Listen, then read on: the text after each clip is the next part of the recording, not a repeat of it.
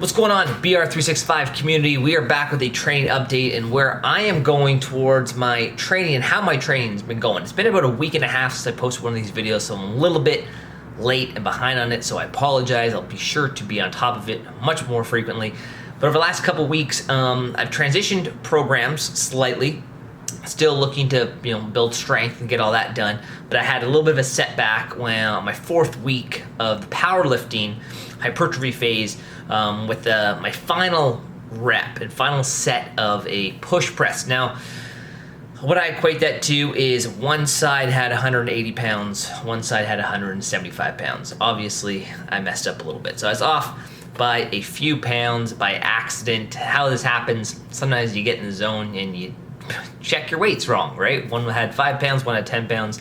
And the last rep, I ended up kind of getting a little bit of a shoulder tweak. So nothing that, put me out of commission. I still able to work out. I just had to really kind of rehab the mobility aspect of it to make sure I was able to get the shoulder back. Still a little bit tight, but to be honest, I haven't been overly involved in a ton of mobility, basically to the point where I start feeling a little bit better, feeling a little bit stronger. Then I naturally back off a little bit, which shouldn't be the case, but definitely put a little bit more time and attention into the shoulder mobility. So that kind of put me on a bit of a setback where I couldn't do a lot of the Olympic lifting movements, because a lot of those movements are overhead. They involve a very dynamic, explosive fashion to it. So that kind of stopped my program a little bit because I had to adjust and get a little bit more creative in the meantime. So when that happened, I then went into a session, and again, I pushed one rep too hard for a trap bar deadlift. It was a Saturday evening. I went into the gym feeling good, threw 405 on the trap bar, and I tried getting one more rep than I probably should have.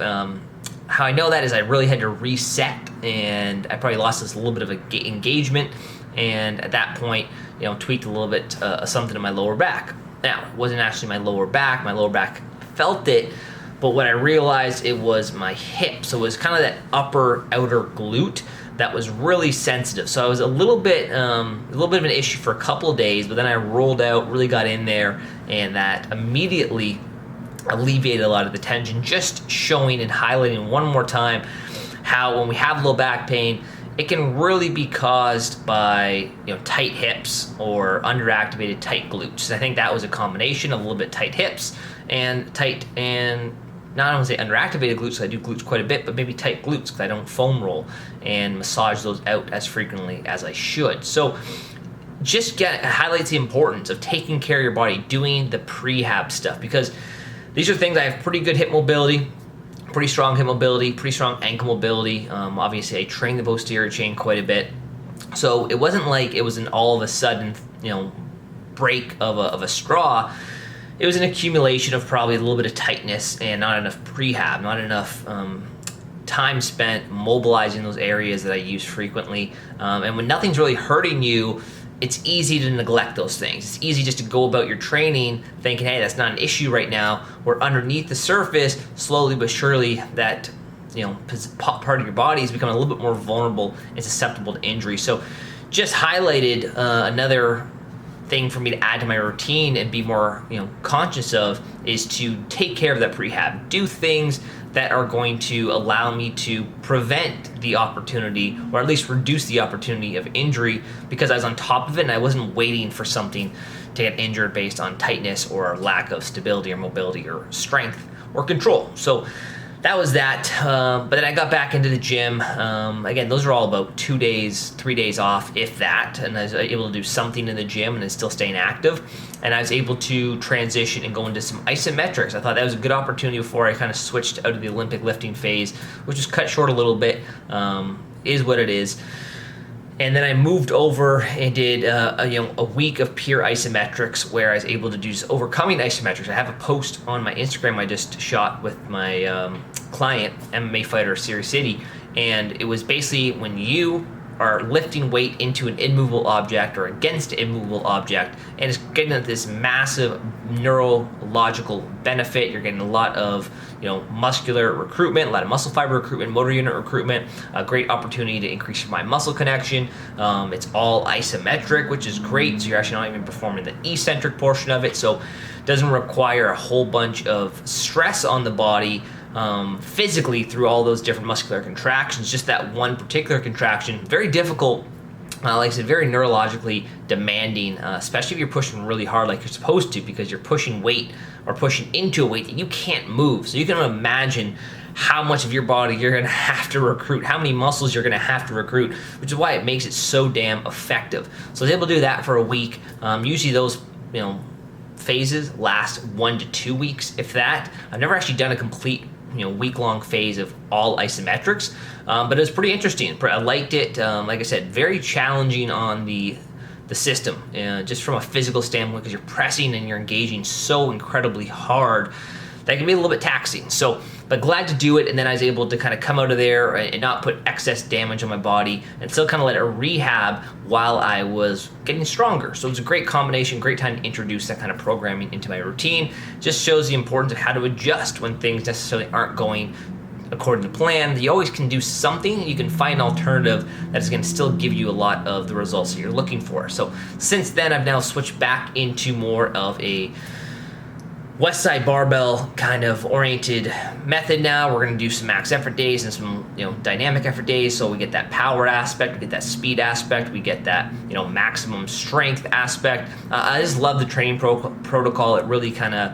resonates with me in terms of the stuff they do for the posterior chain.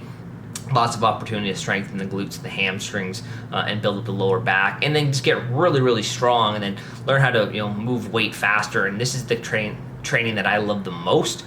It's the most receptive to what I grew up on, right? Playing football was all about explosiveness and strength and power. So this is fun, and this is fun. We got into it for the first week. We literally started on Sunday because family day, so I wasn't able to go to the gym that day. So I had Sunday, then Tuesday. So here we are. It's Wednesday, went for a hike today. Has my active recovery day, which is nice. Weighted vest on, 20 pounds, went out into the trails. Super icy, so kind of shitty trail day, to be honest with you, but still nice to get fresh air and be outside in that environment. But yeah, so that's where the training is right now. Over the next few weeks, we're going to hammer this at home for probably about 8 weeks or so. I'm going to stick to this programming, and then we're going to really transition into more specific aspects of what I'm training for, which is still under wraps. I know if you're watching this, you're saying, just tell us what you're doing. All you got to know, it's going to involve a lot of ultra endurance, strength and endurance aspects. It's going to be continuous over a longer duration, longer period of time. Chances are it's going to be about a week long.